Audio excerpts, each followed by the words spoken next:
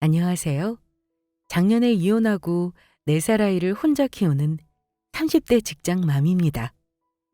26의 남자를 만나 연애 3년, 결혼 4년 만에 이혼이라는 결과를 맞게 되었네요. 연애와 결혼은 다르다는 말은 흔히 하지만 결혼 생활이라는 게 때때로 정말 치사한 문제로 끝날 수도 있는 거더군요. 저의 경우가 그랬습니다. 저는 부부지간에 계산적으로 구는 걸 별로 안 좋아하는 사람입니다. 하지만 배우자가 내 맘과 똑같지는 않더라고요. 서운함이 쌓이고 쌓여 폭발했고 결국은 남편의 치졸함을 견디며 살 자신이 없어서 아이가 있음에도 그 인간과 깔끔하게 정리했습니다.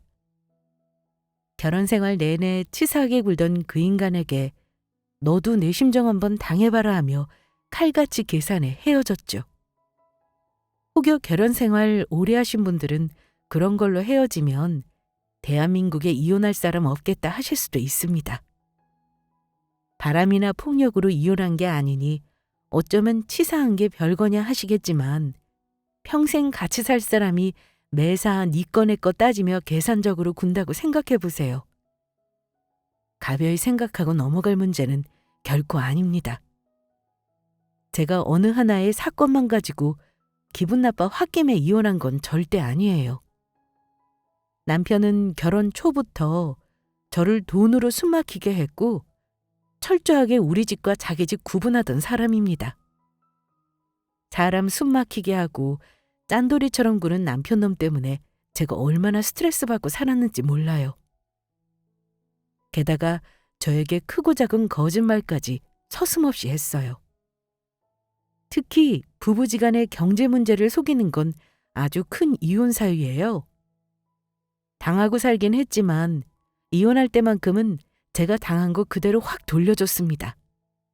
하지만 참고 살았던 저의 결혼 생활 들으시면 아마 다들 화딱지 나실 거예요. 다들 찬물 한 컵 준비해 놓으시고 제 사연 들어주시기 바랍니다. 저는 남편보다 무려 8살 연합니다. 결혼할 때도 남편은 이미 나이가 30대 중후반이었어요.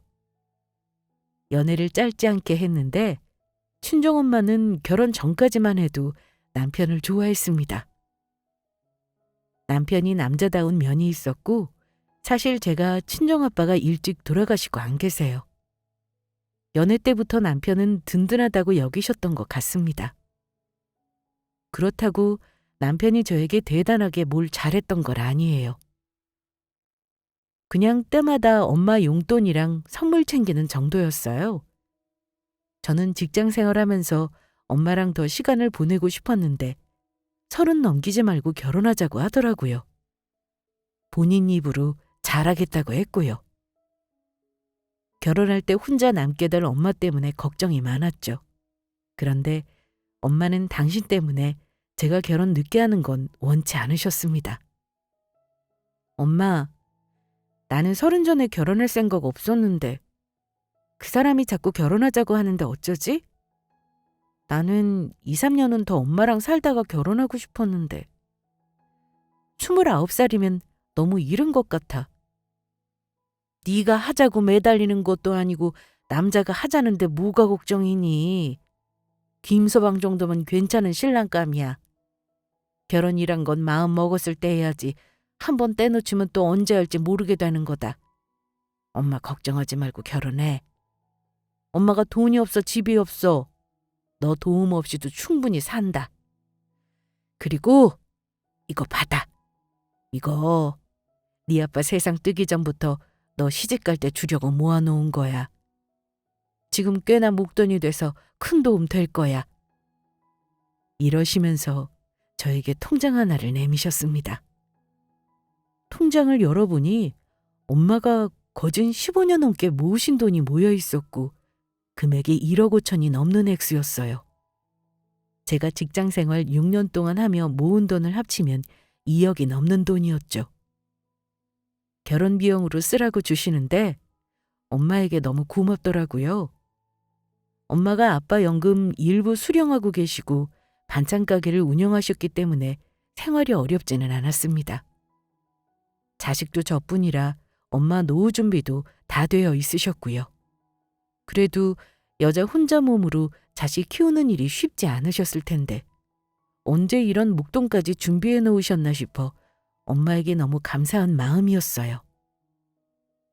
저 자리 잡고 사는 거 보면 마음이 놓이실 것 같다면서 결혼하라고 하셨고요. 저도 엄마 마음 확인하고 나서 결혼을 결심했습니다. 예비시댁에 가보니 우리 집보다 좋은 형편으로 보였고 집을 해주신다고까지 하셨습니다. 그런데 보통은 부모가 집 해준다고 하면 감사하게 생각해야 하는 거잖아요. 남편은 자기 부모님이 이제껏 본인 뒷바라지 해주시고 사업자금 대주신 것도 있는데 결혼할 때까지 손 못 벌린다면서 우리 힘으로 결혼하겠다고 했습니다. 그런데 몇 번 더 권유도 없이 시댁에서는 알겠다고 관여하지 않겠다고 하셨고요. 그래서 남편도 모아놓은 돈이 꽤나 있구나 짐작했어요. 남편은 결혼 전부터 사업한다고 했고 월 1,000만 원은 번다고 큰소리 쳤습니다. 그런데 막상 우리 힘으로 결혼하자 해놓고 막상 신혼집 얻을 때는 딴소리 했습니다. 지연아, 어쩌지? 내가 집은 전세 얻으려고 했는데 지금 당장은 집 마련할 목돈이 없네. 일단 장모님이 도와주신 돈이랑 너 모은 돈으로 집 얻고 나머지 추진하는 건 내가 그때그때 카드로 결제할게. 집은 똑같이 보태고 공동명의로 하기로 한 거잖아. 집 마련하는데 내 돈 다 끌어 모아 놓으면 나 예단은 어떻게 해? 살림이랑 결혼 비용은 돈이 한두 푼 드는 것도 아닌데 어쩌려고. 차라리 오빠도 부모님께 조금 도와달라고 하는 게 어때? 아들 장가 보내시는데 조금은 도와주실 마음 있으실 거 아니야. 난 그렇게는 못해. 우리 부모님 나 사업자금 억대로 도와주셨던 분들이야. 내가 살면서 갚아도 모자랄 판에 또 손 벌리라고? 내 이름으로 빚 내면 냈지 그렇게는 못하겠다. 차라리 그때 빚을 내라고 할걸. 계산적이지 않은 저는 그 사람이 빚 내면 어차피 같이 갚을 돈이라고 생각했습니다. 결혼하면서 마이너스부터 시작하긴 했어요. 그래서 친정엄마가 주신 돈에 제가 가진 돈 다 끌어모아 대출 없이 2억대 전셋집을 마련해 들어갔습니다. 물론 전세계약자 명의는 저였어요. 여기까지 말하면서도 벌써 구독자분들이 화내는 소리가 들리네요. 맞아요. 저 바보예요. 그냥 명의는 저이니 나중에 보증금 문제 없을 거라는 생각만 했을 뿐 남편의 속내를 더 파악하지 않고 넘어갔으니까요. 결혼하면 잘해주겠다. 3년 안에 내 집 마련할 거고 그때 되면 제가 보탠 돈보다 훨씬 더 많은 돈을 벌게 될 거다. 남편의 그 말에 속아 결혼했네요. 결혼할 때 시댁에서는 정말로 보태주신 게 없어요. 절대 못 사는 집은 아닙니다. 남편 집안은 부모님 2분 다 계시고 우리 친정보다는 넉넉한 편이라고 해서 적어도 자식에게 기대지는 않겠구나 짐작했죠.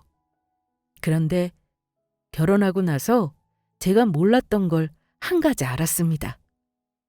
남편이 결혼 전부터 자기 부모님에게 생활비를 매달 100만 원씩 주고 있었다는 걸요. 결혼한 직후에는 남편이 갑자기 사업을 정리했다며 건설업체 소장으로 취직해 일하더라고요. 남편은 결혼 생활 내내 저에게 재산을 공개한 적 없고 빚도 없다고 했습니다. 사업하면서 빚이 없을 수가 있냐고 하니 결혼하고 회사 들어가면서 전부 정리했다고 하더라고요. 저는 남편의 그 말을 믿었습니다. 저는 그 당시 연봉이 3천만 원 중반이었고 남편은 그때 월급이 저에게 말하길 700만 원 정도 한다고 했습니다. 결혼해서 안 거지만 본인 남편은 돈에 대한 욕심과 집착이 좀 심한 사람이었습니다. 저는 반대로 돈에 대한 욕심이나 무력이 크지 않아요. 돈은 우리 가족 그냥 돈 걱정 없이 살고 주말에 평범하게 놀러 다닐 수 있는 정도로 벌면 충분하다는 마인드였습니다. 이혼하고 생각해보면 남편은 돈에 대해 계산적이지 않고 정이 많았던 착한 저의 심성을 알아보고 자기 마음대로 주무를 수 있는 여자라고 생각하고 결혼했는지도 모르겠어요. 결혼하고 나서 우리 친정엄마는 사위라고 얼마나 챙겨주셨는지 모릅니다. 남편 첫 생일 때 혹여 장인어른 없어서 대접 못 받았다는 소리 들을까봐 엄마가 집에 불러 손수 생일상까지 차려주셨어요. 사위 생일이라고 상 차려주는 장모님 당연한 거 아닌데 남편은 그다지 고마운 마음이 없어 보였고 당연하다는 듯한 태도였어요. 생일이라고 상 차려줘. 무슨 날이라고 용돈 주셔. 친정에 가까운 탓에 집에 반찬이며 먹을거리 계속 챙겨주셨습니다. 시댁은 멀기도 했지만 시부모님 두 분이 워낙 자식에게 살갑게 신경 쓰는 분들은 아니셨어요. 매번 뭐 해주시는 우리 엄마랑 달리 시어머니는 때 되면 옷 해내라 용돈 달라는 소리만 하셨죠. 비교하지 않으려고 해도 당연히 비교가 되더라고요. 그래도 저는 남편에게 따지거나 태클 걸진 않았습니다. 우리 엄마가 마음에서 우러나 해주시는 건데 시댁에서 똑같이 안 해주신다고 해서 제가 기분 나빠하면 한도 끝도 없는 일이 될 듯해서요. 그런데 결혼했으면 금전적인 건 부부가 서로 공유해야 하는 거잖아요. 남편이 저에게 고의로 말을 하지 않은 부분을 알았을 때는 싸움이 되더라고요. 결혼할 때는 여유 있는 시댁인 줄 알았는데 알고 보니까 남편이 시부모님 병원비며 집 관리비며 심지어 장 보는 비용까지 다 대주고 있다는 걸 어쩌다 알게 되었거든요. 그때는 저도 그냥 넘어가지 않고 남편에게 말했습니다. 따지려는 건 아니었어요. 남편이 저보다 많이 버니까 시댁에 더 할 수 있지만 저에게 적어도 알려는 줬어야 하는 게 아닌가 싶어 얘기를 한 겁니다. 여보, 결혼 전에는 자기 부모님 용돈이랑 병원비랑 집 관리비까지 다 드린다는 말 없었잖아. 결혼한 지 반년이 넘어가는데 나는 이 사실을 지금에야 알았다는 게 좀 서운하네. 어머님 아버님 힘들게 사시는 것도 아닌데 꼭 이렇게까지 해야 하는 거야? 우리도 아이 가지려면 돈 모아서 집도 사고 하려면 갈 길이 구말리잖아. 내가 결혼 전에도 말했잖아. 우리 부모님이 나한테 해주신 게 많다고. 그리고 당신 돈이 아니고 내가 버는 돈으로 드리는 건데 굳이 말했어야 하나? 설마 당신 장모님께도 똑같이 해달라는 뜻은 아니지? 그런 뜻이 아니잖아. 단지 우리는 부부고 경제 공동체인데 내가 모르는 게 말이 되냐는 거지. 그런데 남편이 저에게 참 서운한 말을 하더라고요. 당신 뭔가 착각하는 것 같다. 경제 공동체는 부부 사이가 대등할 때나 적용하는 말이지. 내가 너보다 월급이 2배도 더 많은데 무슨 경제 공동체. 그렇게 따지면 나 결혼할 때 이 집 보증금은 전부 내 돈으로 한 거니까 당신도 할 말 없는 거 아니야? 그리고 카드값도 우리가 같이 갖고 있잖아. 나한테 얘기 안 하는 걸 당연하게 생각하면 나 너무 서운해. 다음부터는 그러지 말았으면 해. 뭐 어쩌겠어요. 제가 속상해한다고 남편이 시댁에 돈 보내는 걸 그만두는 것도 아니고 계속 신경 쓰면 제 마음만 지옥이죠. 좋은 면만 보기로 하자고 애써 마음 다 잡았죠. 친정엄마가 잘해주시는 건 살아나가면서 차차 갚자고 생각했습니다.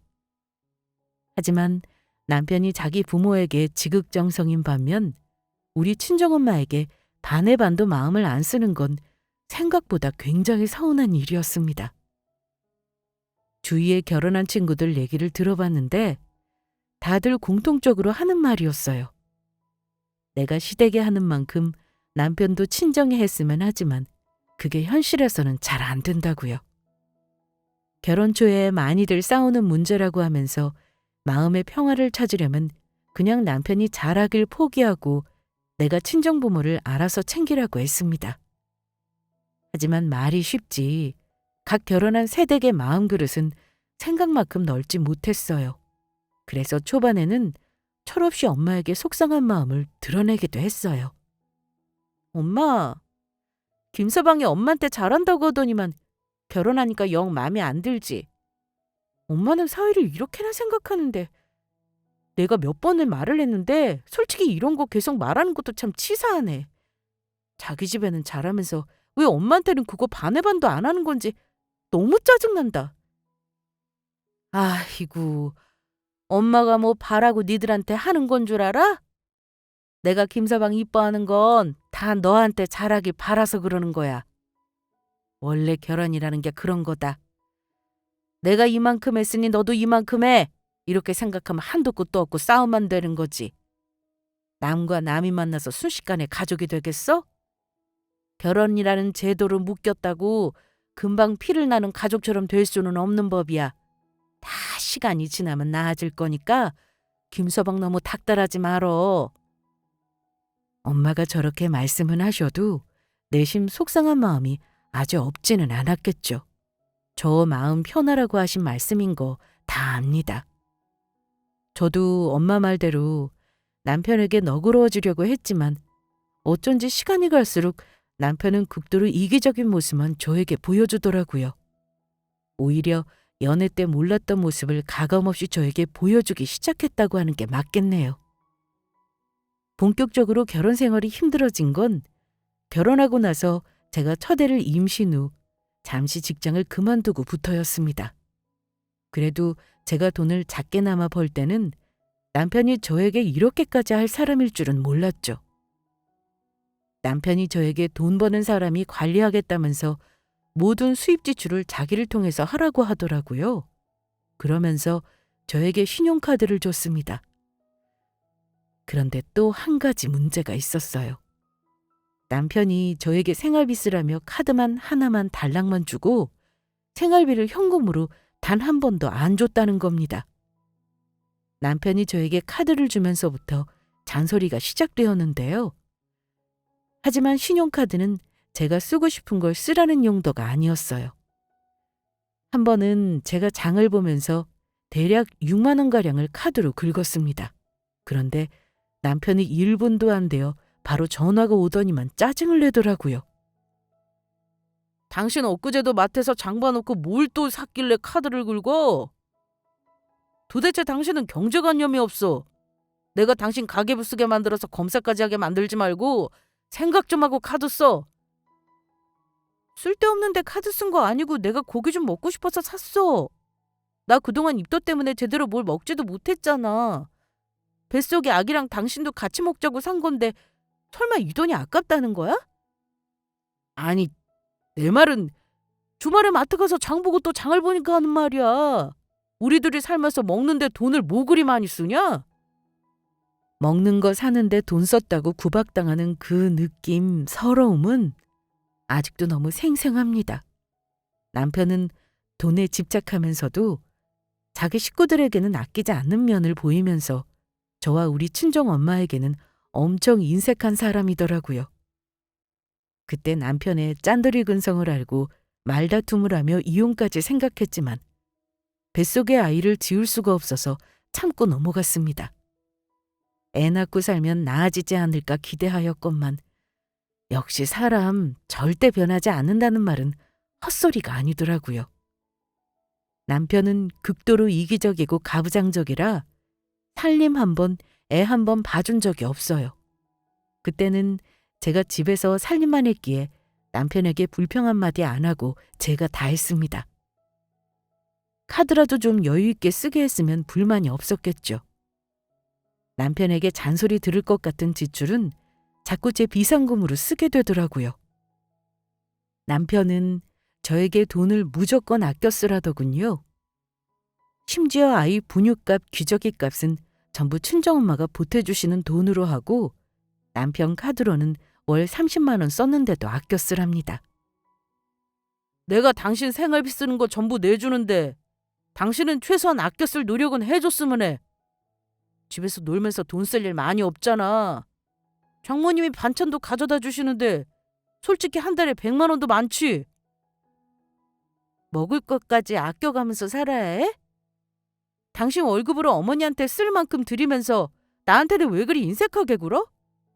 누가 돈 쓰지 말래? 그냥 아껴 쓰려는 노력은 하라는 거지.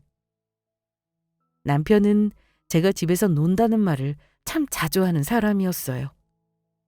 저는 남편과 결혼하면서 제가 가진 돈 전부 집 마련하는 데 써도 불만 가진 적 없었고 남편이 쓰라고 준 카드도 마음대로 쓴 적 없어요.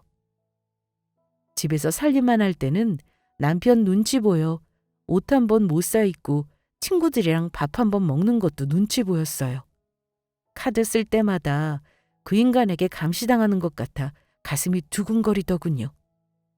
하지만 집에서 육아하고 살림하는 건 그 사람에게 돈 안 되는 그냥 노는 일이었던 겁니다. 아이가 커가면서 집에만 있을 수는 없기에 주말에 남편에게 여행 좀 가자고 하면 돈이 얼마나 많이 드는데 놀러 가냐고 그 돈을 아까워했습니다. 이런 사고방식을 가지고 있으니 일단 저를 무시하는 마음이 늘 깔려 있었던 것 같아요. 제가 도저히 안 되겠다 싶어 아이가 4살 되던 해부터 재취업을 알아보기 시작했습니다. 그래도 전에 다니던 회사 경력으로 계약직이지만 금방 취직이 되더라고요. 제가 취업을 하니 아이가 걱정이었습니다. 4살이라고는 해도 이제 38개월 된 아이라 온종일 어린이집에 있을 것이 걱정되었죠. 그나마 기댈 수 있는 사람이 엄마였습니다. 엄마는 반찬 가게를 하시기 때문에 새벽에 나가서 음식을 하시지만 3시 이후에는 직원이 대신 가게를 봐주는 터라 오후 시간에는 다행히 아이 하원을 도와주실 수 있었어요. 솔직히 아무리 엄마라고 해도 아이 봐주는 건 쉬운 거 아니라고 생각해요. 엄마 입장에서는 환갑 다 된 나이에 좀 편안하게 사실 수 있는 거지만 그거 포기하고 딸 도와주겠다고 하신 거니까요. 제가 퇴근하면 7시 전에는 도착해 아이를 데리고 가면 되니 그 정도만 도와주셔도 저에게는 큰 도움이었죠. 저는 당연히 엄마에게 아이 봐주시는 수고비를 드리려고 했습니다. 하지만 남편은 저와 생각이 너무나 달랐어요. 저는 남편과 육아 비용을 친정 엄마에게 주는 문제로 저와 대판 싸우기도 했습니다. 제가 계약직으로 취직하고 그때 받은 월급 실수령액이 사실 180이 채 되지 않았어요. 하지만 엄마에게는 최소 50만 원은 드리고 싶었습니다. 설마 50만 원이 많다는 분 안 계시죠? 우리 아이가 제 아이만은 아니잖아요. 남편의 딸이기도 하니까 남편도 얼마간 돈을 보태줄 의사가 있는지 물어봤어요. 엄마가 우리 유진이 다음 주부터 봐주시기로 한 거 알지? 다음 달에 월급 타면 우리 엄마한테 매달 50만 원씩은 드릴까 해. 어쩔래? 사실 50만 원보다 조금 더 드리고 싶은데 당신이 조금 더 보태주면 좋고. 남편에게 내달라는 것도 아니었고 내가 버는 돈으로 드린다는데 남편이 펄쩍 뛰더라고요. 뭐? 50만 원? 아니 온종일 장모님이 봐주시는 것도 아니고 고작 4-5시간인데 50만 원이라니. 장모님 완전 꿀알바 하시는 거네. 그 정도도 많다고 생각해. 거기서 뭘 더 달라는 거냐? 난 못 주니까 당신이 알아서 드려. 당신이 많이 드리고 싶으면 월급 받아서 남는 돈 없는 거지 뭐. 당신 무슨 말을 그렇게 해? 우리 유진이가 나 혼자 낳은 딸이니? 당신 딸이기도 해. 근데 육아도 제대로 안 하면서 전부 나한테 떠넘겨? 내가 누구 때문에 일 다시 시작하는지 모르겠어? 그럼 일 다니지 말고 집에서 애 보고 살림하던가. 편한 삶 집어치우고 일하겠다는 건 당신 선택이잖아. 당신이 선택해놓고 왜 나한테 강요하는 건데? 당신 카드로 한번 시원하게 내가 사고 싶은 거 사봤으면 이런 말도 안 해. 돈 한번 마음대로 쓰게 한 적 없으면서 누가 들으면 내가 아주 편하게 산 줄 오해하겠네. 당신 생각은 알겠으니까 그만둬. 내가 알아서 할게. 솔직히 말하면 저는 엄마에게 남편의 저런 못된 구석을 얘기하지 못했어요. 아이 낳고 살다 보니 친정엄마에게는 더욱더 남편이 저와 아이에게 쓰는 돈을 아까워한다는 사실을 도저히 말할 수가 없었습니다. 엄마가 너무 속상해하실 것 같아서요. 남편이 지방 현장에 한번 내려가면 말이 주말 부부지 거의 한 달에 한두 번씩 올라올까 말까였는데 저는 그때마다 남편이 주는 거라고 거짓말까지 해가며 엄마에게 슬쩍 용돈을 챙겨드렸습니다. 엄마, 김서방이 요즘 돈이 많이 없나 봐. 이거밖에 못 드려서 죄송하다고 전해달라네? 내가 정규직 되면 엄마 고생한 거 한 방에 갚을게. 조금만 더 참아줘요. 그때 되면 우리 유진이도 많이 클 거고 수월하겠지. 아유, 얘. 이런 거 엄마 받아도 마음 편치 않아. 너 발 동동 구르면서 직장 생활하는 거 엄마 뻔히 알아. 니들 돈이나 잘 모으지 엄마는 안 줘도 돼. 어쨌든 김서방한테는 고맙다고 해라. 알겠지? 엄마는 그때마다 사위에게 고맙다고 전해달라 했지만 어른 속이기가 어디 쉬운가요? 엄마는 제가 드린 돈도 차곡차곡 모아놓으시면서 우리 아이에게 도로 쓰시거나 무슨 날마다 저 데리고 가서 옷도 사주시곤 했어요. 엄마도 저를 보면 전전긍긍하는 걸 다 아셨을 겁니다. 엄마가 언젠가는 남편과 사이가 안 좋냐며 조심스레 물어보신 적도 있습니다. 하지만 그때는 걱정하실까봐 엄마에게 솔직히 말씀드리지 않았어요. 아이도 어린데 제가 남편 정 떨어져서 이혼하고 싶다고 하면 엄마가 이혼을 말릴 것 같기도 했고요. 하지만 그 무렵부터는 저도 남편에 대한 믿음이 없어져 가더라고요. 네 돈 내 돈 따지며 돈 앞에서 가족을 분리하는 모습도 넌덜머리가 났습니다. 이게 사람 사는 건가요? 이건 아니다 싶어서 제가 남편에게 아예 각자 돈 관리를 하자고 했어요. 남편이 월급 많다고 하면 뭐 하나요? 저는 정작 결혼하고 나서 그 인간 재정 상태를 전혀 모르고 있었는데요. 제가 이혼을 처음 고민하게 된 것이 전세 만기 때문에 남편에게 재정 상태를 물어봤을 때였습니다. 결혼해서 제가 얻은 전셋집도 만기가 다가오고 있었고 집을 사던지 결정해야 할 것 같은데 남편은 제가 전세 만기 되었으니 집을 사든 전세든 이사 가야 한다는 소리에 돈이 없다는 말을 하더라고요. 저더러 알아서 하랍니다. 황당했죠. 저는 남편이 돈 없다는 말을 믿을 수가 없었습니다. 4년간 저에게 돈을 충분히 준 적도 없었고 저에게 말하기로는 대출도 없는데 돈이 없다니요. 전셋값을 올려주거나 다른 동네로 이사를 가도 4년 전보다 보증금이 올라서 남편이 모은 돈을 보태주거나 돈이 없다면 대출을 받기라도 해야 하는 상황이었습니다. 하지만 남편은 우리 식구 보금자리 문제는 전혀 관심이 없었어요. 어차피 이 집은 네 명이잖아. 그러니까 당신이 알아서 해야지. 당신 너무 무책임하다. 우리 가족이 사는 집이잖아. 당신은 뭐 객식구니? 그럼 4명이라 할 테니까 아예 나가서 살든가. 어쨌든 당신 그동안 모은 돈 보태서 집 얻어야 할 것 같으니까 그렇게 알아. 전셋값이 몇 천 오른 건 알지? 나 돈 없는데? 모자라면 그냥 대출 받던가. 좀 싼 동네로 찾아가서 가면 되잖아. 나는 굳이 이런 안 좋은 시기에 집을 사서 이자 내고 살고 싶지는 않다. 이자 내느니 그 돈을 다른 데 쓰는 게 낫지. 당신 도대체 몇 년 동안 나한테 왜 얼마 버는지 말을 안 해줘? 이게 정상적인 부부 생활은 아니잖아. 정말 돈이 없으면 지금이라도 당신 통장 보여줘. 나 더 이상은 당신이 나한테 돈으로 힘들게 하는 거 못 참겠다. 어허이, 때 되면 어련히 알게 될 텐데 왜 이래? 당신한테 무슨 피해가 있다고. 내가 버는 돈이야. 내가 생활비 안 내는 것도 아니잖아. 때 되면 말할 거니까 지금은 묻지 마.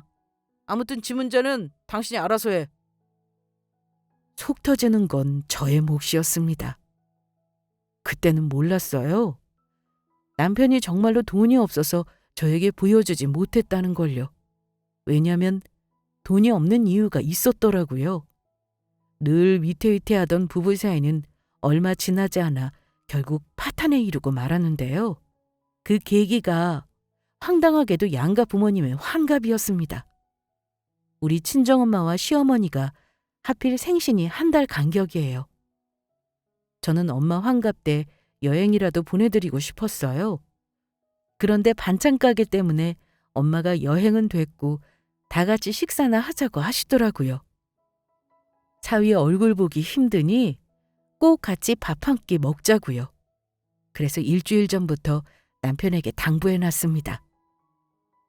그래도 엄마 환갑이니까 내가 생신상 차려드릴까 해. 엄마가 다른 거 다 필요 없다고 우리 가족 모여서 꼭 식사하자고 하시니까 그날은 꼭 시간 빼놔. 용돈은 내가 드리겠지만 당신도 선물 마련해주면 좋고. 알았어. 용돈은 당신이 드리니까 내가 굳이 할 필요 없지. 그냥 선물 하나 준비하면 되겠네.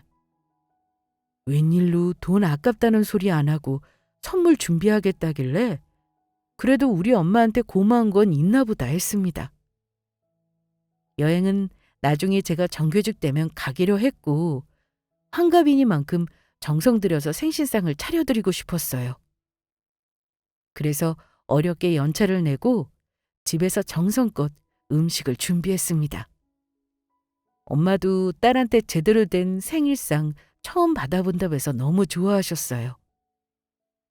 늦지 말라고 당부한 탓인지 남편도 한 손에는 꽃다발과 다른 한 손에는 아주 멋들어지게 포장한 선물 상자를 가지고 집에 왔더라고요. 엄마는 사위에게 생일 축하한다는 말을 듣는 것 자체가 기쁘셨던 것 같아요. 축하 노래도 불러드리고 저는 환갑 기념 용돈도 건넸고 남편은 엄마에게 선물과 꽃을 드리더군요. 아이고, 김서방 고맙네. 이게 뭔가? 지금 여기서 뜯어봐도 되는 거지? 그럼요, 장모님. 제가 진짜 귀한 거 사온 거예요. 얼른 열어보세요. 남편이 무슨 선물을 가져왔나 했는데 글쎄 열어보니 황당하게도 와인이더라고요. 엄마는 술도 잘 안 드시는데 와인 선물이라뇨. 혹시 어디서 선물 받은 걸 포장해서 들고 왔나 했는데요. 제가 표정이 안 좋아지자 엄마는 오히려 오버하시면서 남편에게 고맙다고 하셨습니다. 아주 좋은 와인 같은데 잠 안 올 때 한 잔씩 마시면 되겠네. 고맙네, 김서방. 장모님, 이 와인이 무려 100만 원짜리입니다. 제가 진짜 어렵게 구한 술이에요. 좋으시죠? 집에 놔두고 아껴서 드세요, 장모님. 와인이 건강에 좋답니다. 좋은 날을 망치기 싫어 아무렇지도 않은 척 넘어갔지만 엄마에게 얼마나 죄송했는지 몰라요. 그 인간에게 기대한 내가 바보다 싶었습니다. 혹시나 해서 엄마가 받은 와인을 검색해봤더니 100만 원짜리는 무슨요. 2만 원도 안 되는 와인을 100만 원짜리라고 뻥까지 쳤더라고요. 그때 제가 느낀 배신감은 이루 말할 수 없었습니다. 내내 이혼을 마음속에 담고 살았지만 진짜 이혼을 해야겠구나 마음이 서더라고요. 남편에게 따지기도 우습고 싫어서 조용히 이혼에 대해 알아보고 있을 때였습니다. 불난 집에 부채질을 한 건 다름 아닌 남편이었어요. 마침 시어머니도 환갑이라고 남편이 일주일이 아니라 2주 전부터 저에게 너무나 당연하다는 듯 생일상 요구를 하더라고요. 유진 엄마, 우리 엄마 환갑 말이야. 당신이 생일상 차려줄 수 있는 거지? 그건 내 카드로 긁게 해줄 테니까 음식 가짓수 신경 좀 써주라.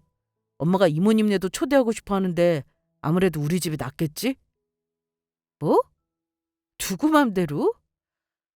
난 그날 연차 못 내. 이제 곧 재계약 앞두고 있는데 시부모 생신상 차린다고 연차 낸단 말은 죽어도 못하겠다. 그냥 어머니 드시고 싶다는 음식으로 외식이나 하지 그래?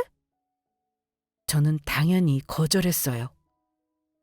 우리 엄마 생신이니까 연차 내고 차려드린 거지 남편이 뭐가 이쁘다고 시부모님 생일상을 차리겠습니까? 단칼에 싫다고 하니 저더러 한다는 말이요. 장모님만 부모냐? 가만 보면 당신은 우리 부모님은 맨날 뒷전이야. 이럴 때 며느리돌이 한 번 하는 게 어렵냐?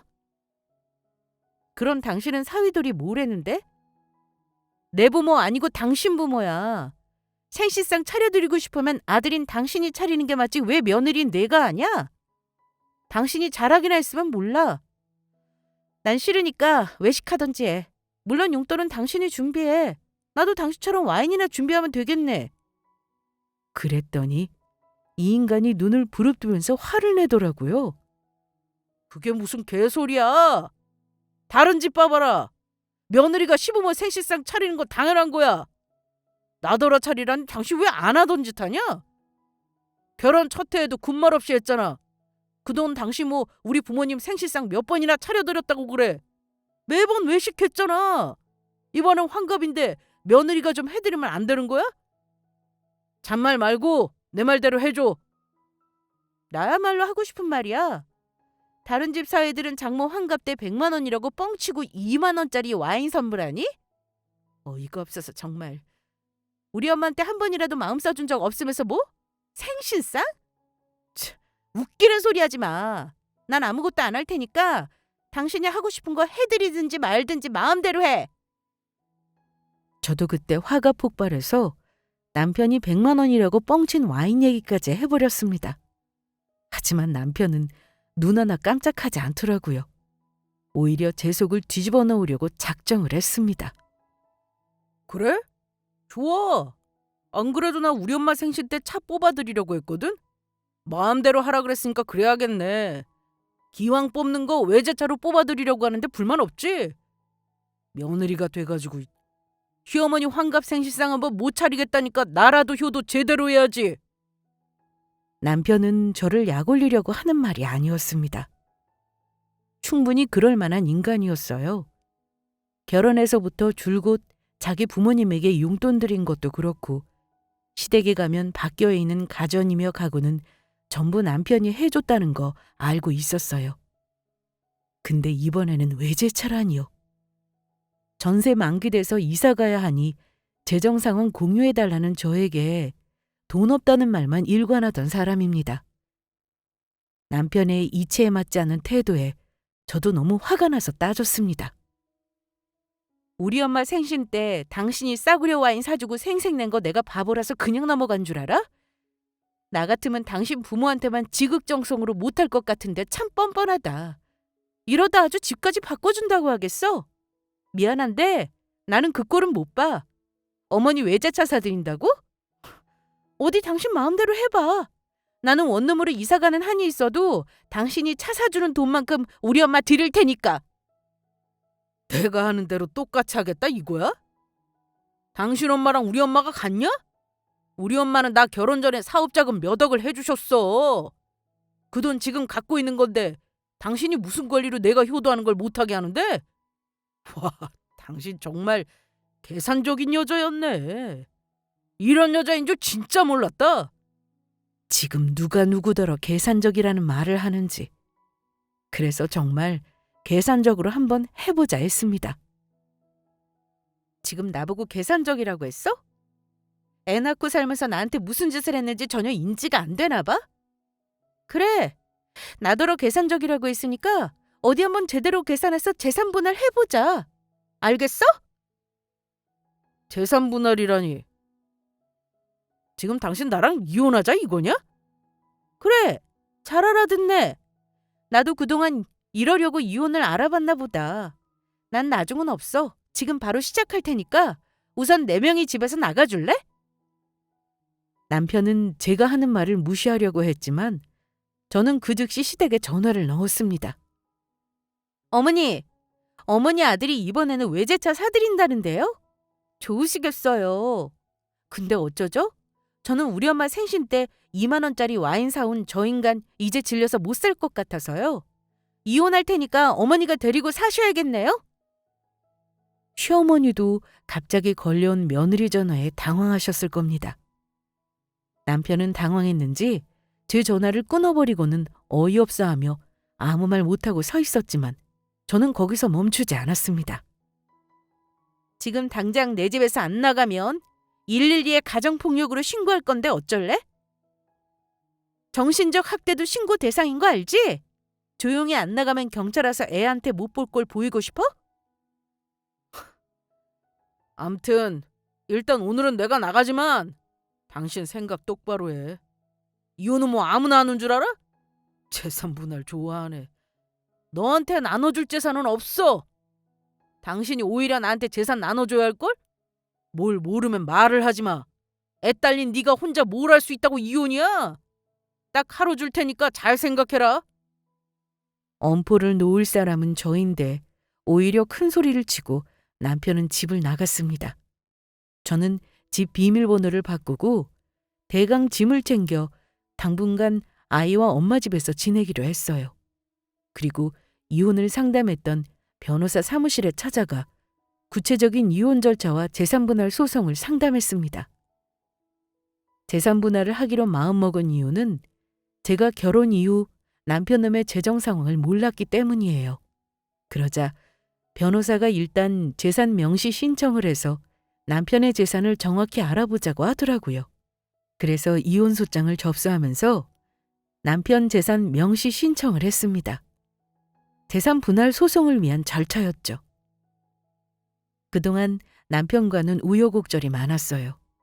남편은 제가 설마 하니 정말 이혼 절차를 밟을 거라고는 예상하지 못했는지 처음에는 저를 회유하고 윽박지르기도 했습니다.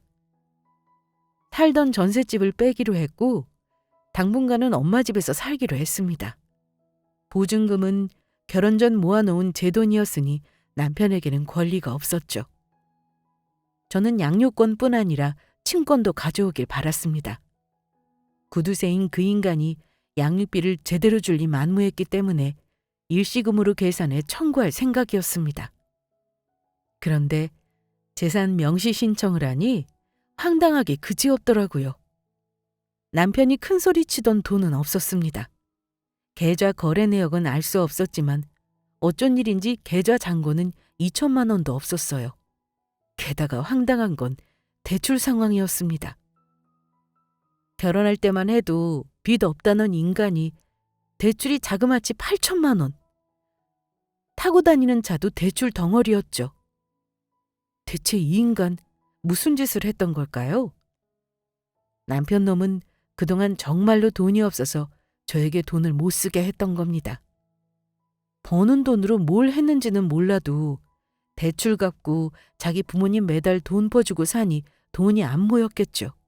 그야말로 결혼 내내 저에게 얹혀 산 인간이다 싶었습니다.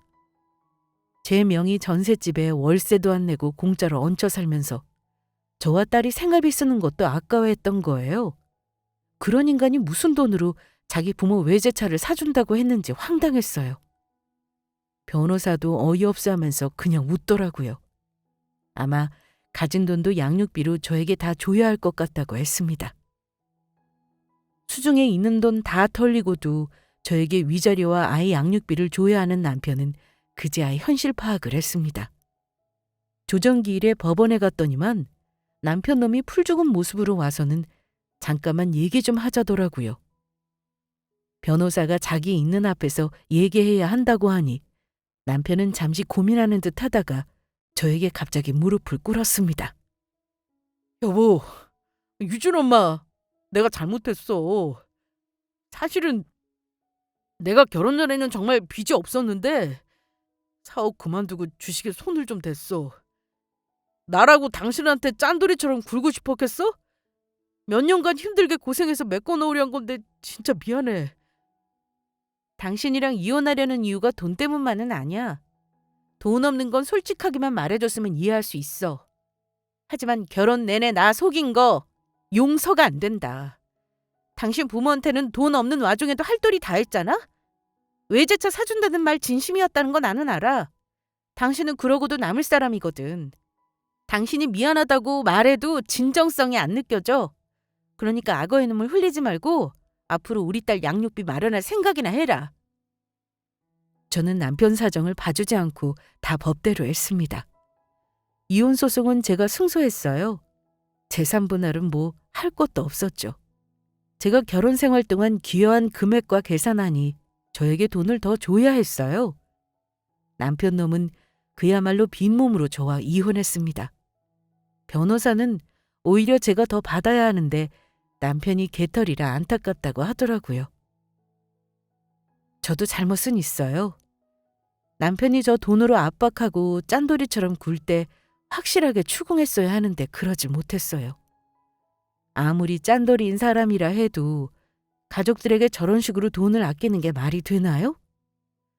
자기 장모님 생신에 와인 선물하면서 뻥친 것도 너무 웃기고요. 이혼할 때 보니 개털이었다는 걸 알고 참 모든 상황이 납득이 가더라고요. 어쨌든 남편이 저와 우리 엄마를 우습게 알았다는 건 분명하고요. 그렇게 이혼한 후 이제 막 1년이 되어가고 있습니다. 사정상 남편과 아이를 만나게 하고 있지는 않아요. 듣자니 지방에서 일을 한다고 하길래 양육비나 꼬박꼬박 달라고 했습니다. 저는 다행히 정규직으로 전환 후 월급도 조금 늘었고 엄마 덕분에 아이와 안정된 생활을 하고 있어요. 이혼 후 오히려 마음이 더 안정된 느낌입니다. 지금은 저에게 아이 잘 키워내는 게 가장 중요한 일이라서요. 이제 남편과의 인연은 이혼으로 다 잊고 앞만 바라보며 열심히 살아보려고 합니다. 저도 이런 일을 겪으며 많이 성장한 것 같아요. 저에게 바보같이 살았다고 나무라지 말아주시고 좋은 말만 해주시길 부탁드려요. 들어주셔서 감사합니다.